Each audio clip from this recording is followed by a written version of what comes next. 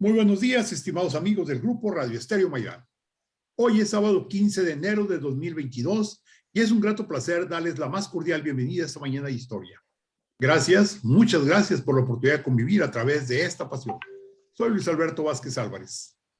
Dentro de nuestra serie de un conocimiento más profundo de personajes importantes de nuestra historia, analizar la vida de ellos desde una visión posiblemente jurídica y ética nos ayuda a entenderlos mejor y hasta tratar de comprender sus acciones y omisiones. Juicio a Porfirio Díaz. Ese es nuestro tema de hoy. Y recuerden, distinguidas damas y caballeros amantes de la historia, que para nosotros escuchar sus opiniones nos enaltece, eleva nuestra calidad humana, porque lo que ustedes decidan compartirnos nos ayuda siempre a crecer. Todos ustedes son muy valiosos para nosotros. Por ello les invitamos a que con toda confianza nos brinden su visión del tema y nos honren con ella. Con mucho agrado, damos la más cordial bienvenida a nuestros distinguidos invitados. Ignacio Salcido Dávila, licenciado en Derecho y maestro en Derechos Humanos, dedicado al libre ejercicio de la abogacía. ¿Qué tal, doctor? Muy buenos días, Carlos. Un gusto saludarlos y muy buenos días al auditorio. Un gusto estar con ustedes de nuevo. Carlos Humberto Huerta Ochoa, licenciado en Derecho y maestro en Derecho, catedrático universitario y abogado consultor con acentuación en amparo. Buenos días, doctor Luis Alberto, amigo Nacho, Radio Escuchas, un placer estar de nueva cuenta por aquí. Y bueno, contestando a tu pregunta, Carlos, que me hacías antes de iniciar el programa, la música de fondo es el Vals Carmen de Juventino Rosas, que fue dedicado a la esposa de nuestro personaje de hoy, lógicamente tocada en salterio, el instrumento musical más simbólico de esa época. No sé qué opinas de la música de fondo. Pues es todo un ícono. Para los radioescuchas que no me conocen, una etapa de mi vida, de mi infancia, la viví en Celaya, Guanajuato, y ahí quedaba precisamente Santa Cruz de Juventino Rosas, donde nació ese músico, autor de Sobre las Olas, y sí, de ese estilo. Hay otro que se conoce también como el Vals Sinfónico, también así, de fondo de telenovelas que aluden a esa etapa del porfirismo. Sí, gracias. Bueno, vamos a empezar. Nacho Salcido quiere comentarnos acerca de Porfirio Díaz en general, algo que él ha leído y que le ha llamado mucho la atención. Por favor, Nacho, adelante. Claro, doctor. Bueno, siempre que usted me hace el honor de invitarme a un programa, trato de documentarme lo mejor posible para que el auditorio se lleve cosas, no solamente de los datos históricos que nos enseñan en la escuela, sino también cuestiones que tienen que ver con anécdotas curiosas o cuestiones que puedan despertar un cierto interés por el personaje, no tanto el que nos dibuja la historia, sino el de carne y hueso, el que proyectó y el que dejó esa huella que nosotros podemos leer y sobre la que se construyeron, en este caso, pues muchas de las instituciones que son la base de nuestro país, para bien o para mal. El programa como tal lleva el nombre del juicio a Porfirio Díaz y entiendo que trata de ser un juicio en retrospectiva al personaje que, digamos, consolidó y se puede, salvo que ustedes opinen distinto, pero para mí, él es quien consolida de manera definitiva la institucionalización del país tras la guerra de independencia y probablemente parezca que estamos muy lejos porque precisamente a Porfirio Díaz le corresponde el centenario del inicio de la lucha independentista, pero la realidad de las cosas es que un crecimiento como el que se vio a nivel económico, a nivel educativo, a nivel institucional durante el porfiriato no se había visto antes, y una paz como la que él consiguió, a costa que sea, a la costa que sea, pero la consiguió, tampoco se había visto antes. Fue un personaje que para muchas personas, a la luz de la historia, es el dictador por antonomasia, la persona aferrada al poder, ese individuo que una vez que llega a donde tiene una cierta posibilidad de mando, se resiste a soltarlo. Pero para otras personas, él es un verdadero demócrata, un verdadero republicano que consagró su vida al bienestar de México. Y más adelante, de hecho, quiero leer la carta de renuncia de Porfirio Díaz porque es muy interesante la gran tristeza con la que él deja el país y precisamente deja el juicio de la historia. la verdadera posición que él ocupó, si es la de un dictador que estaba simplemente aferrado al poder o es la de una persona que realmente buscaba consolidar una democracia en el país, sobre todo por los actos previos a su exilio, que revelan que él ya estaba preparando su renuncia antes de que la diera a conocer, mucho antes había compartido sus ideas con el vicepresidente, que renuncia de manera coetánea. Y bueno, doctor, un tema también interesante, y hablando precisamente del personaje de carne y hueso, es una carta que él escribe era su sobrina, la persona con la que él contrajo sus nupcias, y le manda una carta diciéndole, ella se llamaba Delfina Ortega, ¿sí? Y Delfina Ortega era hija de su hermana. Él se enamoró de ella y le escribe esta carta que leo tal cual. Es un quémese después de leerse en caso de que no. Estoy muy ocupado y por eso seré demasiado corto, no obstante la gravedad del negocio que voy a proponerte a discusión y que tú resolverás con una palabra. Es evidente que un hombre debe elegir para esposa a la mujer que más ame entre todas las mujeres si tiene seguridad de ser de ella amado. Y lo es también que en la balanza de mi corazón no tienes rival. Faltándome de ser comprendido y correspondido. Y sentados estos precedentes, no hay razón para que yo permanezca en silencio, ni para que deje al tiempo lo que puede ser inmediatamente. Este es mi deseo y lo sujeto a tu juicio, rogándote que me contestes lo que te parezca con seguridad, de que si es negativamente, no por eso bajarás un punto en mi estimación, y en ese caso te adoptaré judicialmente por hija, para darle un nuevo carácter que te estreche más a mí, y me abstendré de casarme mientras vivas para poder concentrar en ti todo el amor de un verdadero padre. Si mi propuesta es de tu aceptación, avísame para dar los pasos convenientes y puedas decírselo a Nicolasa. Pero si no es así, te ruego que nadie sepa el contenido de esta, que tú misma procures olvidarla y la quemes. No me propongas dificultades para que yo te las resuelva, porque perderíamos mucho tiempo en una discusión epistolar. Si me quieres, dime sí o no, claro y pronto. Yo no puedo ser feliz antes de tu sentencia. No me la retardes. Me despido llamándome sencillamente tuyo. Ese es Porfirio Díaz. Ese es Porfirio Díaz. Es decir, era una persona que podía ser también un romántico, porque muchas veces uno piensa que por el hecho de ser militares curtidos que podían dormir en tiendas de campaña con balas rozando fuera de de donde descansaban, no tenían sentimientos o no tenían corazón. Y por otra parte, doctor, un aspecto que llamó mucho mi atención y sobre lo que se aborda en el libro, el libro se llama De la paz al olvido y aborda los últimos años del porfiriato, pero los últimos, literalmente los últimos, de 1907 a 1910 y después el exilio y la muerte de Porfirio Díaz en París. Pero llama mi atención, doctor, un tema, la honestidad del gobierno porfirista. En el libro se relata que no existe un solo antecedente acerca de que hubiera habido algún escándalo de corrupción por haber destinado recursos públicos para fines personales de los funcionarios, porque precisamente refiere el autor que en caso de que eso hubiera sido así, los revolucionarios hubieran adoptado esa bandera y no solamente la de el hecho de haberse entronizado en el poder sin dar validez a la vía democrática para la sucesión presidencial, pero nunca hubo ninguna queja en el sentido de que se hiciera mal uso de recursos públicos durante el gobierno de Porfirio Díaz, e inclusive, si bien había derroches, pero porque era la usanza de aquella época, cada uno de los derroches que se efectuaban en los bailes y en los festejos, como los que se hicieron para celebrar el centenario de la independencia, fue entregado en cuentas precisas y transparentes al Congreso Federal, que no fueron objetadas en forma alguna,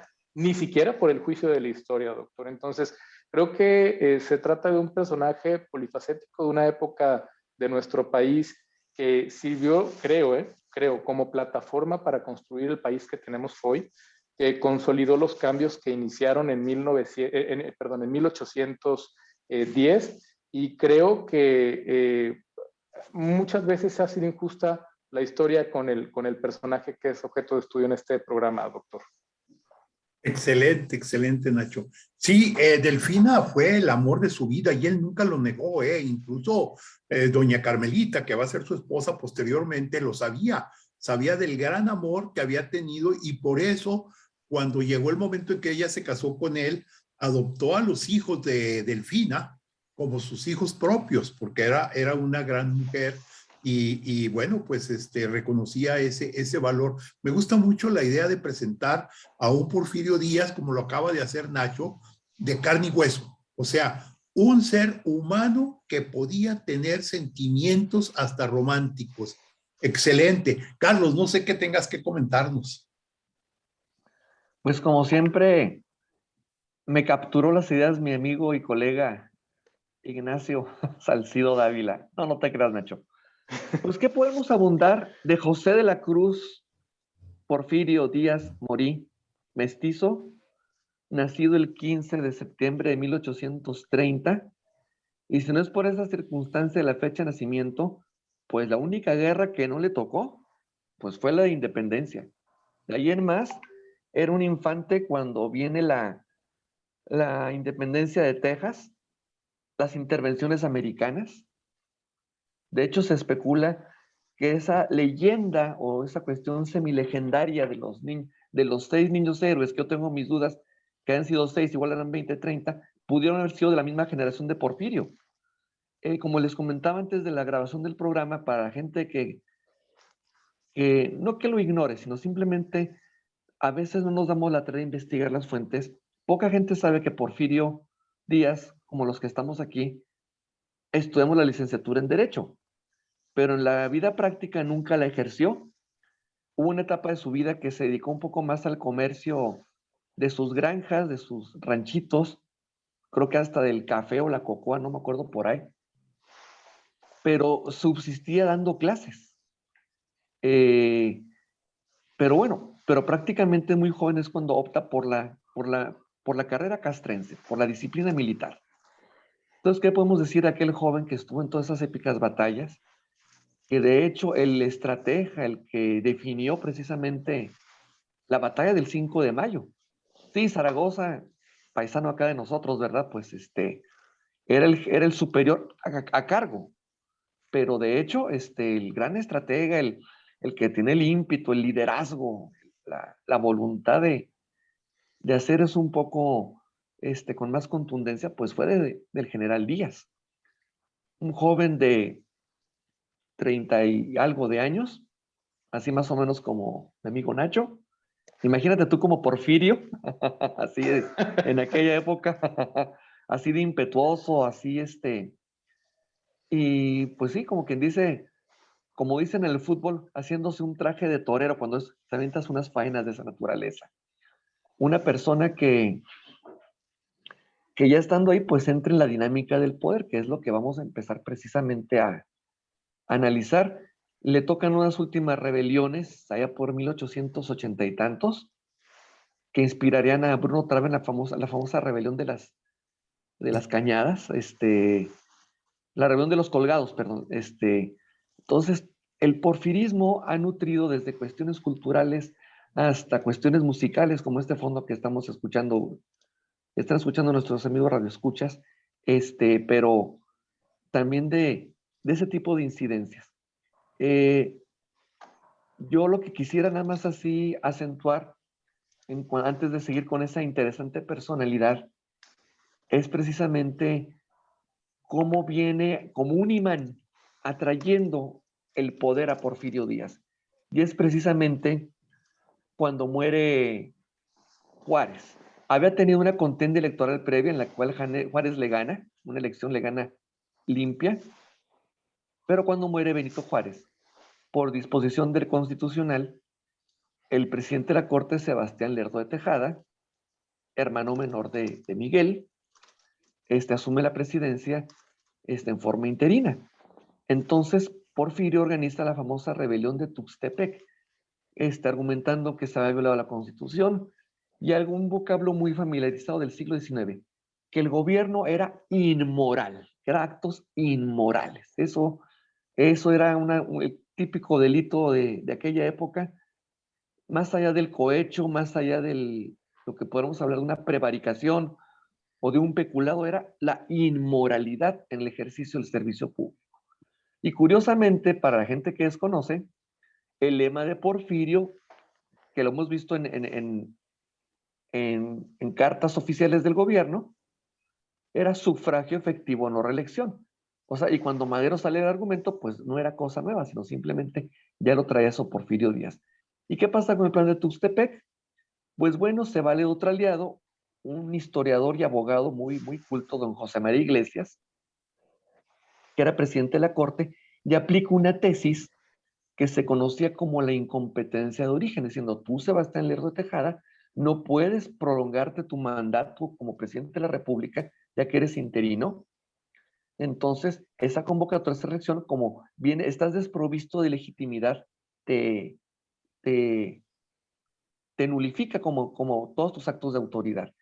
Es Así una tesis que es. eso aplicó él en el famoso Amparo Morelos, resuelto precisamente cuando estaba en duda la elección de un Congreso y de un gobernador. Entonces, era cuando la Corte, y hasta hace poco le quitaron esa facultad, hace unos 10, 15 años, que decía que cuando hubiera una duda de violación directa, escuchen bien, radio escuchas, al voto público, la Corte podría hacer una investigación y obviamente nulificar esa elección. Entonces, dice el maestro Fixamudio, el maestro Carrillo Flores, Antonio Carrillo Flores, en sus textos que citan este incidente, que José María Iglesias se presta para el primer golpe de Estado judicial.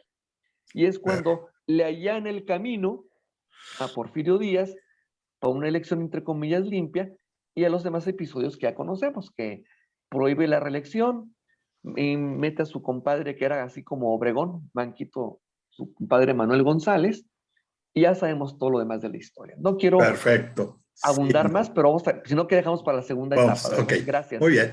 Gracias, gracias, Carlos. Vamos a hacer una breve pausa y continuamos.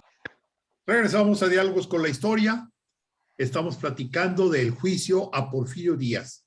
Con nosotros, Carlos H. Huerta Ochoa e Ignacio Salcido Dávila, ambos abogados, licenciados en Derecho, en ejercicio de la abogacía y maestros universitarios. Nacho, el Porfirio Díaz, hace rato nos lo presentaste como romántico, como una persona de carne y hueso, pero ¿qué podrías opinar de él como político? Que fue considero, y de hecho en vida le hicieron un homenaje que me parece muy destacable. Sabemos que Porfirio Díaz como militar admiraba a Napoleón Bonaparte y durante su exilio visita a los inválidos y en los inválidos pues descansan los restos de ese genio militar y político francés. Resulta que en ese lugar Porfirio Díaz entabla conversaciones con varias personas que 50 años antes habían participado en la intervención francesa en nuestro país y uno de los exmilitares pone en manos de Porfirio Díaz una espada que fue la que blandió Napoleón en una batalla de 1805 y Porfirio Díaz dijo no soy quien para tenerla en mis manos, digamos, no me merezco el honor. Y el militar le contesta, la espada nunca ha estado en mejores manos que las suyas. Entonces, una persona que tuvo logros que trascendieron las fronteras. De hecho, gran parte del éxito del gobierno porfirista fue abrir, internacionalizar a México para atraer inversiones extranjeras, para generar exportaciones. Se hizo un gran aliado de los Estados Unidos. De hecho, aquí tengo una lista de logros, que es la atracción de inversiones extranjeras con las que se financió el programa modernizador, la construcción ferroviaria, que también fue un logro muy destacado, el relanzamiento de la minería de plata en el norte del país, la agricultura orientada a la exportación, tuvo un crecimiento que pasó de 20 millones de pesos en 1887 a 50 millones de pesos entre 1903 y 1904. Él tuvo la gran apertura, no era un hombre que acumulara el poder todo para sí. Me refiero a que sabía hacerse de aliados que fueran los mejores en su área. Y ustedes han escuchado hablar de José Yves Limantour, que fue el ministro de Hacienda durante muchísimos años, durante la época porfirista, y para algunos, él es el verdadero artífice de toda la modernización que se dio durante el gobierno de Porfirio Díaz. ¿Por qué? Porque era un verdadero mago de las finanzas. Él fue el que incentivó que se generara un banco nacional, incentivó el otorgamiento de créditos, mantuvo relaciones diplomáticas con los países que podían ser potenciales inversores en el país o que podían ser aquellos en los que pudiera exportarse las mercancías y los productos nacionales. Entonces se hacía de aliados.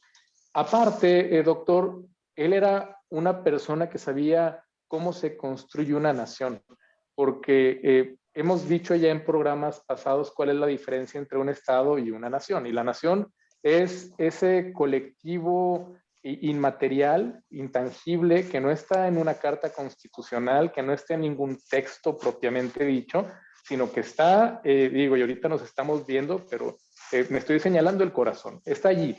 El colectivo siente esa pertenencia a ese grupo social heterogéneo, pero que tienen todos algo en común, un pasado que los une, el ser producto de una cierta lucha histórica, el haber vencido alguna fuerza que se consideraba como antagónica y haber vencido esa resistencia para llegar al momento actual.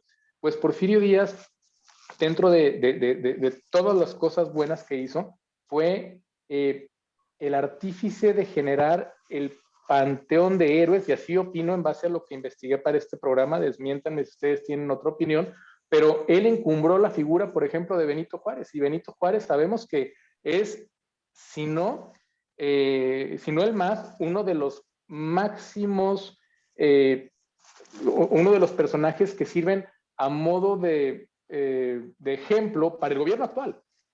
Para el gobierno actual. El presidente se califica como un juarista a toda regla, pero realmente no podemos perder de vista que Porfirio Díaz luchó contra Benito Juárez. Luchó contra Benito Juárez porque detectó en él lo que todos los adversarios de Porfirio Díaz detectaron en él 30 años después, que fue ese ánimo de perpetuarse en el poder.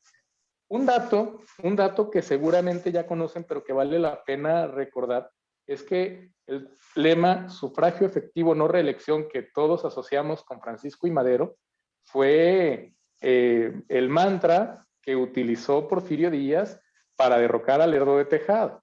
Entonces, realmente no era un tema que fuera de la autoría de Francisco I. Madero, sino que él retoma la frase o la máxima con la que Díaz se llegó al poder para buscar precisamente derrocar a Díaz.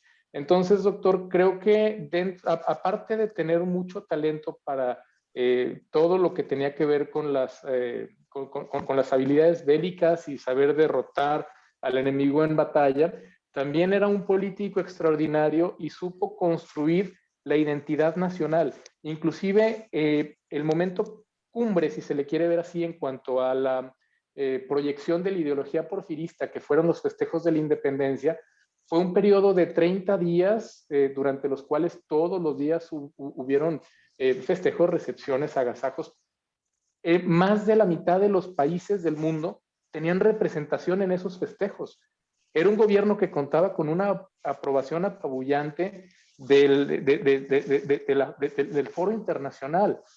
Y los festejos estaban orientados no solamente a decir viva y a ponerse a bailar, que claro, hubo muchos bailes, sino estaban orientados a realizar obras públicas, monumentos, homenajes. La Rotonda de los Hombres Ilustres fue una de las obras que se inauguró con base en esos festejos. El Palacio de Bellas Artes no logró concluirse, pero inició en 1902 con miras a ser inaugurado en los festejos de la independencia. Entonces, él sabía perfectamente que todas las naciones requieren ídolos de piedra, más que ídolos de barro, ídolos de piedra para poder tener recordatorios permanentes de qué es lo que los une, de qué es lo que nos une como país. Y se abocó a eso. De hecho, durante ese periodo de festejos o con motivo del centenario de la independencia, hubieron más de 1,800 inauguraciones de lo que sea, desde plazas públicas, monumentos, bibliotecas, teatros, de todo. Otro tema también es que tuvo una visión muy amplia para todo lo que tenía que ver con la tecnología. Él buscó que el país fuera pionero en temas, por ejemplo, que tenían que ver con el alumbrado público. En los festejos de la independencia, el Palacio Nacional tenía miles y miles de focos, que en ese momento era una maravilla. La gente no era algo que viera a diario ni que estuviera en sus casas. Entonces, creo que realmente se le debe mucho, a pesar de que, claro, tenía unos métodos que bajo una perspectiva actual son reprobables porque atacaban los derechos humanos de las personas, sí, pero pues no podía hablarse de derechos humanos en un contexto nacional en el que los gobernantes se venían matando entre sí para llegar al poder. Y él, claro, tuvo que tener mano dura, pero insisto, creo que construyó los cimientos del país que hoy tenemos, doctor Carlos. No sé qué opine. Muy bien, excelente. Yo nada más abonando sobre lo que mencionaba Nacho hace un momento de la frase de sufragio efectivo, no reelección, efectivamente dicha por Porfirio Díaz contra Sebastián Lerdo de Tejada. Vale la pena destacar que 4 años atrás, precisamente en noviembre de 1871, después de haber perdido las elecciones frente a Benito Juárez, Porfirio Díaz se levantó por primera vez contra él con el plan de la Noria. Y la frase lapidaria con la que termina el plan de la Noria era algo así más o menos, que ningún individuo se imponga y perpetúe en el ejercicio del poder, y esta, o sea, la rebelión que le estaba organizando en ese momento, y esta será la última revolución. Palabras de Porfirio Díaz, parece mentira, no sé, Carlos, ¿qué quieras opinar al respecto? Bueno, primero que nada, voy a hacer algo que hace mucho tiempo no hacía con mi amigo Nacho. Te voy a contradecir, Nacho. Y te voy a hacer llegar el material jurídico. Gracias. Es el Código Penal Federal, que es conocido como el Código Antonio Martínez de Castro, que será nuestro basamento para juzgar eventualmente al general Díaz. Y es en el artículo 956, título 10, que habla atentados contra las garantías constitucionales. Claro, lo bueno que es que a don Porfirio nos encontramos con una causa de atipicidad. ¿Qué quiere decir para los que no son abogados? Que si te falta en la conducta una descripción que no está en la ley, pues no hay delito. Y habla de delitos cometidos en elecciones populares. Y don Porfirio se especializó eso en los últimos 30 y pico de años de su gobierno. Entonces, es el artículo 966, luego te va a llegar el material.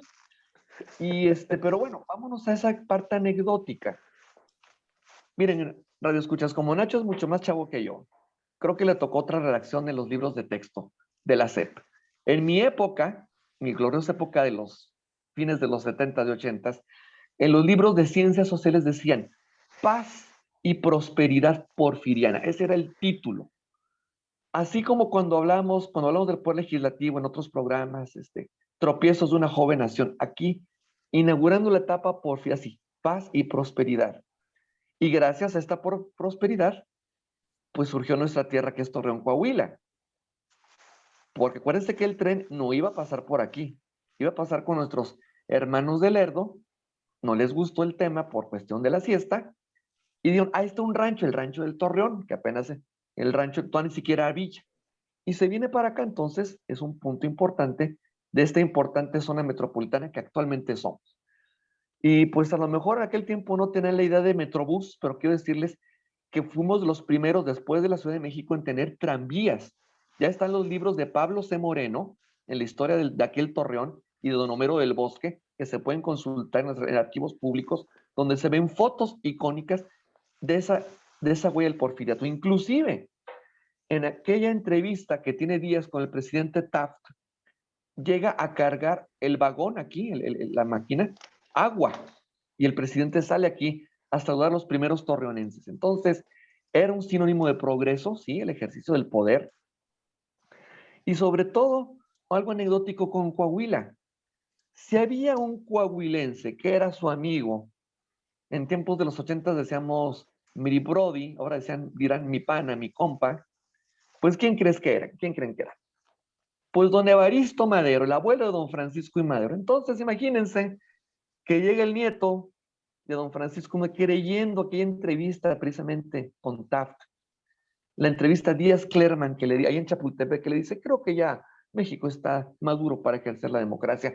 Prometo solemnemente, pero haciendo changuitos por atrás, no postularme para las elecciones de 1910. Y una frase histórica, prometo elecciones libres. No, pues acá don Francisco y Madero, hay uno aquí cerquita a San Pedro de las Colonias y escribe ahí en las instalaciones donde se ocupa un importante centro cultural, la sucesión presidencial en el 1910. Y ahí nos encontramos con otro potencial delito, porque en su momento hasta prohibió la circulación de ese libro, porque hablaba de una alternancia en el poder. Una alternancia que nos ha costado construir, o nos ha costado madurar, pero bueno, ahí está la situación. Y yo no me redondearé mi intervención, porque tuvimos un debate ahí en WhatsApp en estos días y les dije, mire, la política así es en todo el mundo. Son rupturas y alianzas, no nos extrañe. Ahí al final de cuentas es ver qué tanto esa ruptura es por una estrategia o obedeciendo a una serie de principios y congruencias. Y para mí Porfirio Díaz fue un patriota. Hasta aquí dejo mi intervención. Es muy interesante, ¿no? Fíjense la cantidad de datos increíbles que se están manejando.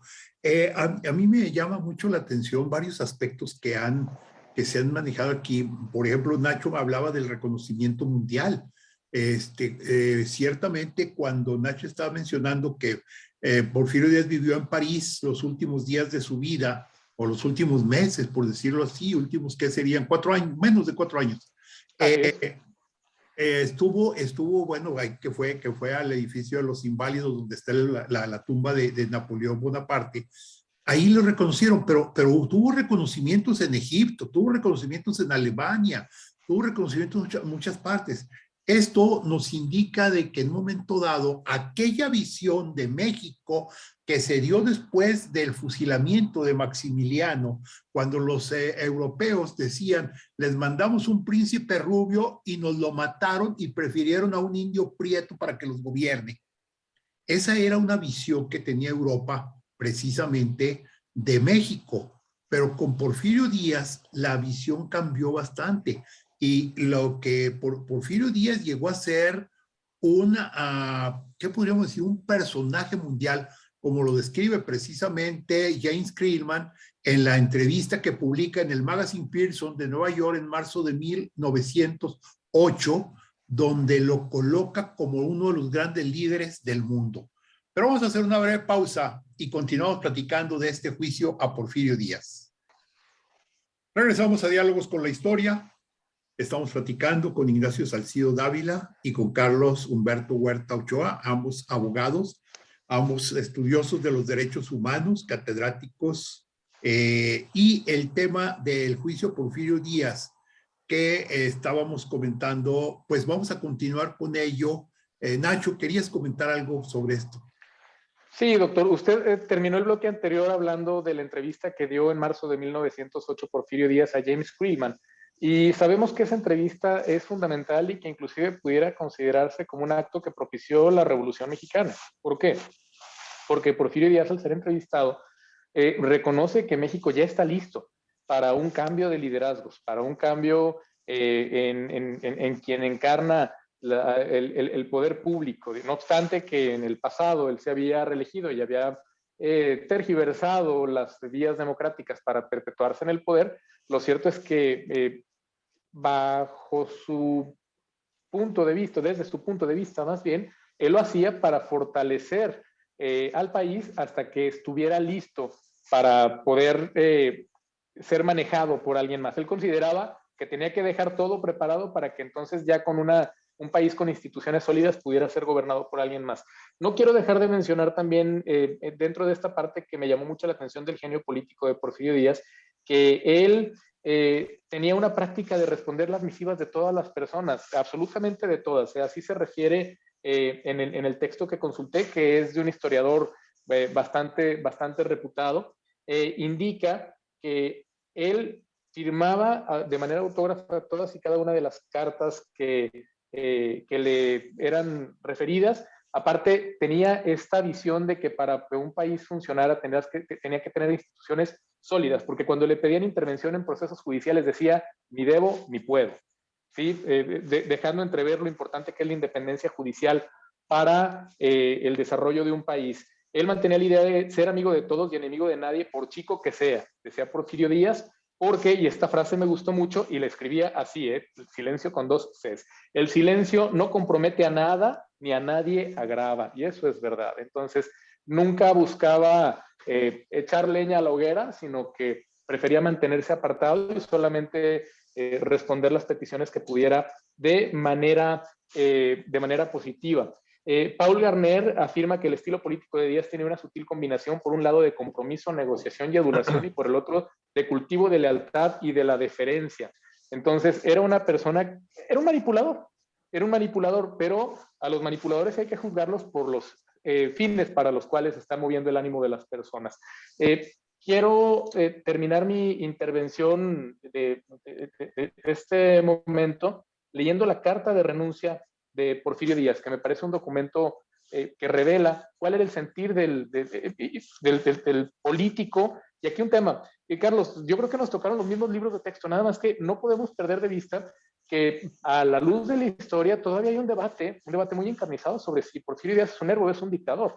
Eso es algo que todavía no hay un punto en consenso y que todos digan es un héroe. Para algunos el porfirismo entraña el encarnizamiento y el entronizamiento de una persona en el poder por el poder mismo, y para otros, como veo que para ti, para mí, para el doctor, entraña la construcción de las bases del pueblo mexicano actual.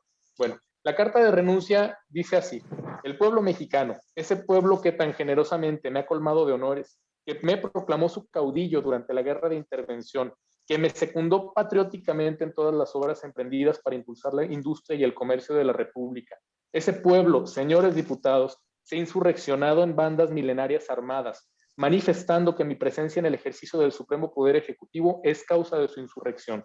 No conozco hecho alguno imputable a mí que motivara ese fenómeno social, pero permitiendo sin conceder que pueda ser un culpable inconsciente, esa posibilidad hace de mi persona la menos a propósito para racionar y decir sobre mi propia culpabilidad. En tal concepto, respetando como siempre he respetado la voluntad del pueblo y de conformidad con el artículo 82 de la Constitución Federal, vengo ante la suprema representación de la nación a dimitir sin reserva el encargo de presidente constitucional de la República, con que me honró el pueblo nacional, y lo hago con tanta más razón cuando que para retenerlo sería necesario seguir derramando sangre mexicana, abatiendo el crédito de la nación, derrochando sus riquezas, cegando sus fuentes y exponiendo su política a conflictos internacionales. Espero, señores diputados, que calmadas las pasiones que acompañan a toda revolución, un estudio más concienzudo y comprobado haga surgir en la conciencia nacional un juicio correcto que me permita morir, llevando en el fondo de mi alma una justa correspondencia de la estimación que en toda mi vida he consagrado y consagraré a mis compatriotas. Esta renuncia que él presenta, doctor, tiene como finalidad buscar no solamente que el país se pacifique para que se haga la transición democrática del poder, sino que existió un verdadero riesgo de intervención norteamericana. No podemos perder de vista que se hizo una reinterpretación de la doctrina Monroe de América para los americanos, en el sentido de que no solamente las intervenciones de países europeos con miras colonialistas iban a ser defendidas por los Estados Unidos en cualquier parte del territorio de América, sino también aquellas revueltas que pudieran afectar el interés económico de Estados Unidos de América. Y que dijimos en los bloques anteriores, que muchísima inversión norteamericana vino al país durante el porfiriato. Entonces, estas luchas intestinas que estaban aquejando al país podían servir como base para una intervención estadounidense que hubiera sido catastrófica. Por lo mismo es que la principal preocupación de Porfirio Díaz no era tanto la insurrección y que fueran a triunfar las personas que enarbolaban los ideales revolucionarios, sino era que Estados Unidos fuera a encontrar en esas revueltas un pretexto para intervenir en el país. Carlos, no sé qué opines, o doctor, no sé qué les parezca. Sí. Desde mi punto de vista, al juicio de la historia, como él lo pidió en su carta de renuncia, yo lo considero un verdadero patriota, pero pues lo dejo a ustedes. Okay. Y yo nada más para abonar un poquito más a la carta de renuncia. Al momento, en el 25 de mayo de 1911, que él presenta esta carta que Nacho nos acaba de leer magistralmente, el número de personas fallecidas no llegaba al millar en todo el país, incluyendo los 303 chinos que fueron asesinados aquí en Torreón por maderistas, ¿sí? ¿Por qué? Porque la única batalla importante grande que se había dado era la de Ciudad Juárez, que había sido precisamente el 10 de mayo de 1911, en la cual se calcula que no murieron más de 300 a 400 personas de parte de los dos bandos. Había habido muchas revueltas, había habido muchos movimientos armados en diferentes partes del país, pero no se había llegado a los niveles de las grandes batallas que van a venir posteriormente y que van a ser las que traigan el dato que dan muchos historiadores de 1 millón de fallecidos. Nomás quería abonar en ese aspecto porque precisamente lo que dice Porfirio Díaz es que no quiere seguir siendo causa del derramamiento de sangre del pueblo mexicano. Creo que eso es muy valioso. Carlos. Pues ahora, doctor, me arrebataste la frase. Sí, fue una frase icónica del general Díaz, y eso que todavía no le faltaba ver la segunda etapa de la revolución con el golpe de Estado a Francisco y Madero, que nos costó 1 millón de almas, que para principios del siglo era muchísimo, en proporción a la población existente en aquella época. Sí, una derrota, vamos a decir, más que jurídica, más que política, una derrota moral de Porfirio Díaz, de su derrota de su propio ego. Si bajo el nuevo sistema acusatorio le hiciéramos una imputación al general Díaz, en términos técnicos dirán, bueno, pues sí, abuso de autoridad, ya hablamos de delitos contra las garantías, delitos de omisión por permitir a los jefes políticos, que eran los que ponían a través de sus familias, presidentes municipales y demás, los abusos como la huelga en Cananea, Río Grande, por decir un racimo de muchas rebeliones precisamente por las marcadas desigualdades que existían socialmente y económicas. Sí, tenía su equipo de los científicos, o como en mi época juvenil decíamos, que me tocó esa época, los tecnócratas, ¿verdad? De ahí de Harvard, del MIT. Entonces, bueno, pues acá los científicos de esa época, pues sí, quisieron traer paz, prosperidad, progreso, pero ahí es donde viene el desbalanceo, es donde se pierde un poco el piso. Sí, tocó esas pequeñas rebeliones, se va en un acto heroico. Si pretendiéramos juzgarlo en vida, vamos a hablar entre 1911 y 1912, antes de que él mismo se impusiera, porque fue una pena que él mismo se impuso, que es el autoexilio. Y yo me voy en el barco Ipiranga. Hay estas caricaturas de Posada en aquella época, acá los insultos del pueblo y los llantos de los ricos, se ve en esa caricatura. Pero más a eso, si lo juzgáramos, bueno, tendremos que ver su presunción de inocencia, que el código que estoy mencionando, Martínez de Castro, en el artículo 8 preveía la presunción de inocencia. Hablaba de un dolo de una forma muy sencilla. Podremos decir y muchas cosas, pero también, si lo vemos en el contexto de la especialidad que tiene mi amigo Nacho, que es derechos humanos, el principio pro persona de los derechos de las personas adultas mayores, porque Porfirio ya rebasaba los 80 años. Y más que un juicio así moral o jurídico, sería, no creo que, yo creo que no es tarde, no tanto de traernos sus osamentas para acá. En 8 años se cumplirá los primeros 200 años de su natalicio, sin un homenaje de decir, bueno, Porfirio, fuiste hombre de las circunstancias, nada más.